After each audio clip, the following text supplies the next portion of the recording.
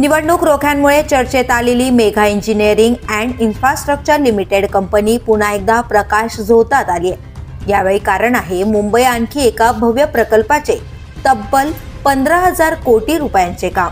मीरा भाईंदर ते ठाणे प्रवास अधिक जलद आणि सोयीचा करण्यासाठी या प्रस्तावित असलेल्या गायमुख ते भाईंदर उन्नत आणि भुयारी मार्ग प्रकल्पाची दोन्ही निविदा मेघा इंजिनिअरिंगने सर्वात कमी दराने जिंकल्यात।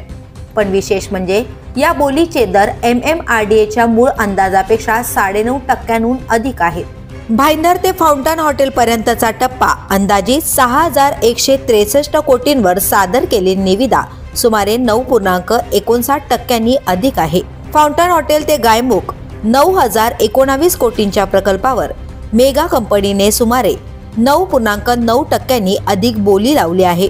याआधी MMRDAच्या 12,000 कोटी रुपयांच्या ठाणे बोरिवली भुयारी मार्ग प्रकल्पाचे कामही मेगा इंजिनिअरिंगकडेच आहे आणि आता हा नवा प्रकल्पही त्यांच्याकडे येण्याची शक्यता असल्याने चर्चा पुन्हा रंगली आहे।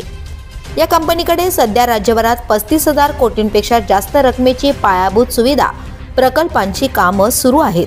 निवडणूक रोख्यांपासून सुरू झालेला वाद आता थेट महत्त्वाच्या सरकारी प्रकल्पांपर्यंत पोहोचल्याने प्रश्न उपस्थित होतोय, विश्वास म्हणजे विकास की संबंध? The police news bureau, Mira Bhayandar.